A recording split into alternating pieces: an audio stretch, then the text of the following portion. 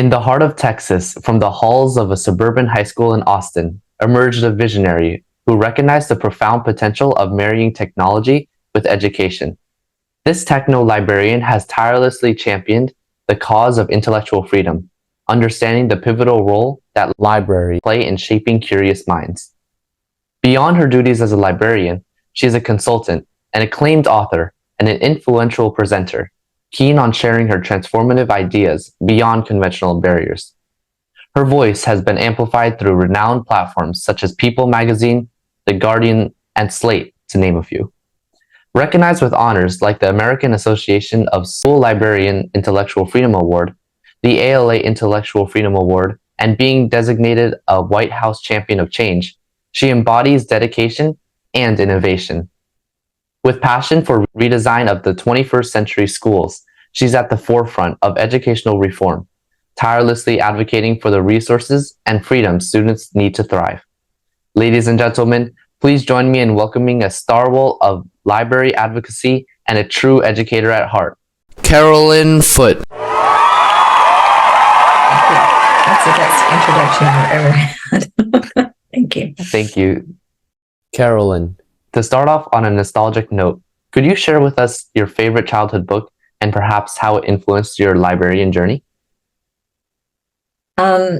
Probably my favorite book was Little Women, and I think how it probably influenced my career was that the character of Jo was a writer and kind of rebellious and not necessarily girly, and forged her own path and was outspoken.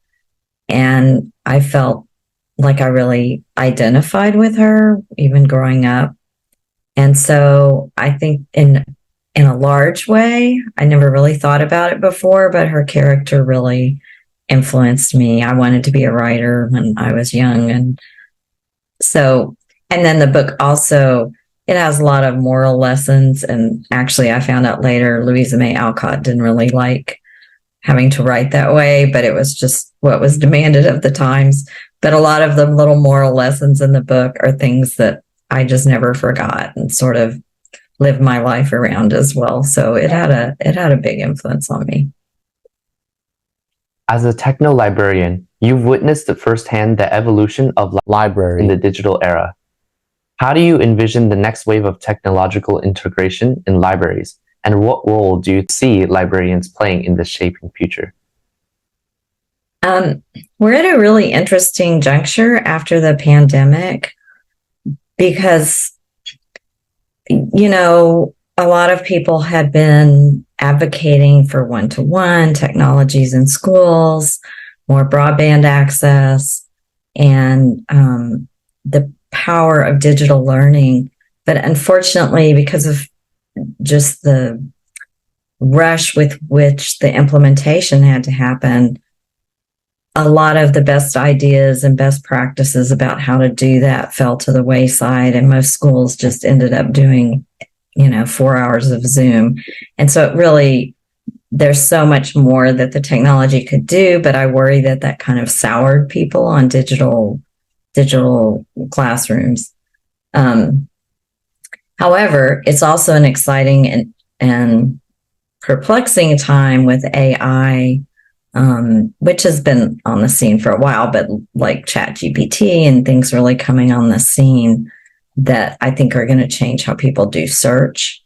And that's definitely going to have an impact on the work that librarians do. I think all of that means we really need to focus more on digital literacy and media literacy. And by digital literacy, I don't mean, we used to be teaching, like I used to teach how to do a PowerPoint because students just didn't know and teachers didn't know.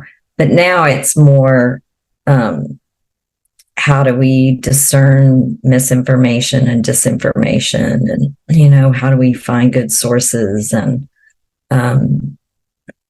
because just the disinformation is proliferating right now. And I know your generation is really better at discerning it than older users of technology. That's obvious, but but there's still a lot of nuances that our students don't know when they're doing research. And so it's about educating them. Like a simple lesson from when I was working was foundations. When a student ran across a foundation that had like a paper on something, on a topic, not understanding that it was a foundation or what a foundation was, or that foundations had different viewpoints. So there's a lot of little nuances when you're doing research that we can still help students with. But I really feel like, the next 5 years, AI and how we adapt to it's going to be probably the biggest challenge. I notice a lot of kids at my school, they kind of just go to a random website and take evidence from there, but it might not be as credible like Wikipedia. Right. Right. And now there's so many, the proponents of disinformation are getting more skillful, and so that also just poses a lot of problems. You've been an instrumental figure in advocating for digital equity and modern librarianship. Can you share with us a bit about your initial experiences and what motivated you to take this path? I think I taught English before I was a librarian, a while back. And I think I've always been interested in like the intersection of technology, learning, and how it could give students more voice also in their own education. But in our country, we still, even, the pandemic actually sped up like implementation of some equity measures, because schools that didn't have one-to-one, a lot of them had to get funding and, implement one-to-one as fast as they could. But still, there's a big equity gap across the country. And when you think now about remote work, and that your generation will be entering into, that will be a normal job choice, and previous generations that wasn't. And so that digital equity is really, really important to students in places where they don't have good access through broadband, or they don't have one-to-one laptops in their school, or plenty of technology available to them. It creates a real divide, a learning divide. And of course, we see that across other countries, obviously. So I think just thinking about that every student deserves the right to a great learning experience, and education's a real way out of poverty for families. And in this time, education can't not include technology use in a real way. And while students are really proficient with their phone and maybe Instagram, and but I'm talking about kind of richer and deeper technology use. We see a lot of schools that have had their librarians cut, and there's some colleagues of mine, one of them is at Rutgers, who are doing research on comparing students at the college level that had access to librarians teaching them about databases and research versus students who entered college without that. And they're seeing real disparities, that students aren't prepared. So that's why I think it's important. Digital equity is a term that's gained a lot of traction lately. Can you elaborate on what it means to you and why it's vital in today's educational landscape? To me, digital equity means every student in America, and really every student in the world, deserves access to high-speed internet, a piece of technology they can use to access it, and similar opportunities, no matter where they are, whether they're in a rural area or they're in a city, or they're in another country, so that they're starting on a level playing field. And that's what digital equity means to me, across race, across economic lines, and across the wealth and lack of wealth across the country. And I mentioned remote work. I think that's right now is a driving factor that gives us a real world reason why it's needed, not the reason that every student just deserves it, which I believe. But also I think about how education's happening at the college level now, and so many remote classes and digital classes that students without that sort of background in school, that's a big hurdle for them, just to understand how do you learn, how do you keep yourself on track when you're learning digitally, and not just ignore your online classes and all of that. So I think that's one reason why it's so important. And I also think looking at adults today who don't understand misinformation, who didn't come up that way either using technology, we don't want this generations of students to be prone to misinformation, because we have AI now. What's it going to look like 20 years from now? We don't even know. And so we need to prepare people as best we can to ask good questions, to understand how to troubleshoot things and think for themselves. I think that's also important. Many believe that the age of Google and instant information, libraries become obsolete. What's your take on this? Media literacy is a huge subject when you think about it. There's understanding journalism and reporting and how the media influences us, but also how the media is crafted and how information's vetted. There's literacy about using technology and how technology is used.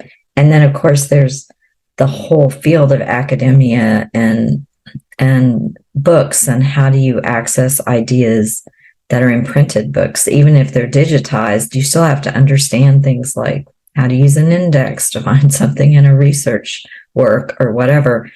And I think we sometimes start from a place of thinking every student has all these skills, or everyone's good at technology. Kids have their phones, so they don't need it. But that's assuming that every student comes into school a reader, with parents that read at home, with lots of technology and books around their homes, with people in their homes who are there to help them with their homework or whatever. And that's not true of a large number of Americans as students. And so, and I think, so all of that is pieces that librarians bring in. But the other thing we really bring in that I haven't even talked about is access to books, because it's not just that you have a room full of books. You have people that read books, that know what a certain student would like and how to connect them to that book and what it means to them. And when you work in a school library, you're with students for 5 years in elementary or 4 years in high school. So you see that student academically grow. You know them in an academic way, which the internet does not know them in that way. And so you are able to have that human relationship where you help them with both those skills, but also help build readers. Because, if you can't read well, or if you can't read at all by the time you graduate from high school, and there are students in that situation, or they can't graduate because the task of high school just becomes too difficult for them. You need people that are advocates for you and that care about you. And the other thing about librarians is we're not focused on a certain curriculum. So we're able to bridge a lot of different curriculum. We're not teaching art and we're not teaching history. So we're not as focused on that one thing. We're focused on the skills that help kids learn across all sorts of subject areas, but also we can help people pursue their passions because we're not tied to one subject or another, which to me is a great opportunity that I always love. And for our viewers, Carolyn actually has an awesome blog with a ton of resources, and I'll put the link in the description. Thank you. Texas Freedom Fighters is a movement you spearheaded. It promotes reading and information access that the removal of books from school librarians puts professional staff like school librarians in a bind because they are bound by higher law, namely the First Amendment. Was there a specific book that ignited your passion and led you to launch the Texas Freedom Fighters initiative? Actually, what inspired me and my colleagues to launch it was in Texas, our governor and a state representative misrepresenting the kinds of books that we have in libraries. But why it was important to me was students, because a state representative sent a list of 800 book titles to school districts around the state and asked them to see if they had any of these books or other books that might cause shame or guilt or disturb students in some way. And when we saw the list of books, it was titles that everyone reads, and some titles we couldn't figure out why in the world they were on the list. And I just could think of students that had read some of those books and what it meant to them. And we thought it was really important for someone to speak up and dispel the misinformation and speak up for diverse books in schools and speak up for librarians and their work and our students and our teachers. So we launched a Twitter hashtag takeover of the Texas legislature has a hashtag they use. And so we secretly spread the word among authors, librarians, other people we knew, and told them on November 4th of 2021 to start tweeting about what diverse book mattered to them and why. And we had a graphic we sent out with it. And we planned ahead and coined a hashtag capital F, capital R, EADOM, freedom. And on that day, to our amazement, over 13,000 tweets went out. And we trended 6 on Twitter. And it was just, we were like blown away. We just couldn't believe it. And that told us like people were really hungry for someone to speak up. And so we decided at that point, well, let's make a website. Let's make our own Twitter account. We didn't even have, a Twitter account. And put resources on our website that tell what librarians really do and what these books are really about. And then 2 years later, the censorship is still going strong. And we now have 18,000 followers between our social media accounts. And, we've had the opportunity to speak in the media and try to get the word out and to help support librarians and students and authors. And like I said, we just thought, in a few months, we'll get this under control. We had no idea that it would be this long lasting. And all of us are doing it, in our free time, not our work time. And so after hours and, before work, and I'm working from home now, so I'm able to be more of a spokesperson, but it's all like a labor of love. We're not being paid. We're not a nonprofit. We're just a grassroots group, fighting for intellectual freedom. Intellectual freedom means the right to think, speak, and access information without the restrictions or censorship. The Texas Freedom Fighters initiative is a testament to your dedication to intellectual freedom. Can you share a story from your work that stood out and made you feel like this cause is super important? I think one of the things that's mattered most to me is when we've been able to connect with students. And we've worked with a few students around the country who are trying to raise awareness in their own school district. And that connection has meant a lot to me. I think I realized our impact. So we designed a t-shirt early on that says, "I support freedom." And I think what hit me early on was when we went to the first library conference after all this started, and we walked in and there were all these librarians with our shirt on. And we were like, it means something to them. What we're doing makes them feel empowered. Lots of organizations that fight censorship and support intellectual freedom for student readers. But because we're all practicing librarians, people in the field know who we are And so they're maybe more likely to tell us privately, hey, this is happening in my school, or this is what happened to me. And so privately, we can get them help. We can send them to an organization that can help them. We can contact the media and say, this school district's having some problems. I don't know if you're aware. Maybe you ought to look into it and try to shed sunshine on what's happening, because a whole lot of the censorship that's happening is behind closed doors, behind the doors of the school. And it's really hard for people, even in that school district, to know that it's happening. And librarians don't always feel able to speak up because there is a lot of, unfortunately, harassment going on and pressure they're facing. So I think, to me, that's one of the most important things that we're able to do. What do you think are the biggest challenges when trying to keep the freedom to think and learn in schools today? And how can everyone, including teachers and students, help with this? One of the biggest challenges is the secrecy that it's happening behind, internally within a school sometimes, like a superintendent or a principal might ask the librarian to remove things. Or there's emails behind the scenes. And so a real difficult thing is getting that out into the open so that people know it's even happening without endangering the librarian.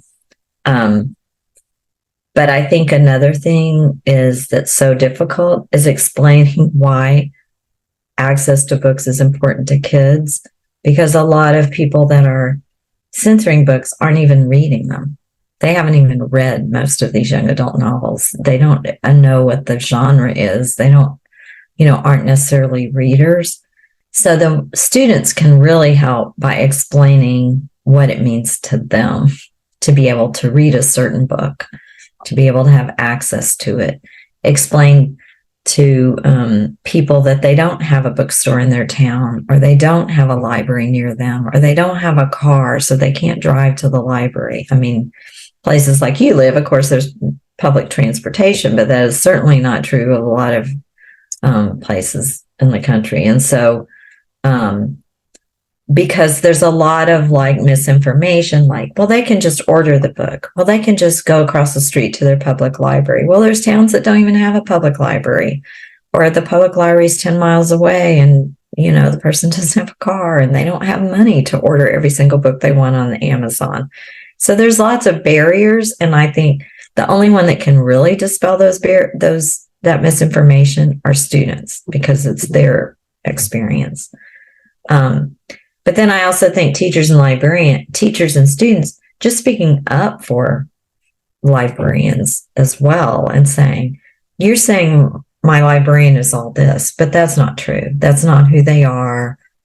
This is how they've helped me. And teachers can do that too. And getting organizing groups to be there, because it's really hard being a librarian standing up at a school board meeting right now. And people get scared of this climate because some places the school board meetings have gotten very ugly. Other places they're not. They're still respectful and so on. But so it does take a fair amount of courage. And the more people group together, the easier it is to go speak up, or even just writing a letter to the superintendent or school board personally. You don't have to be in public to do that, but those are things that students can do. I saw a great thing coming out of some students from California. I think they're called the Golden State Warriors, during Banned Books Week. So they tied caution tape on their backpacks, and they spread the word to tie caution tape on backpacks. And that was a great, innovative thing they came up with. So students are really creative. Also, if anyone wants to help, I'll put the link to the Texas Freedom Fighter website in the description. Thanks. Before we end this interview, I want to express my gratitude for you taking the time with us today. Is there anything specific you would like to share with us? I think it's a really difficult time in the country around First Amendment right now. And I think people forget that the First Amendment protects everyone, on both sides of the equation. And that's why it's so important, because it might not affect you now, but it may affect you, in the future. But I think the other thing is people are so polarized that it's really important we find ways to talk about this to other people, like respect that they have a point of view, but then try to break it down in a way so they understand things aren't as scary as they think, that there's misinformation floating around, and have those like one-on-one conversations. That's really important thing that all of us can do. And then making people aware of what's happening. My colleague Becky always talks about circles of influence, like tell 5 people about it and why it matters.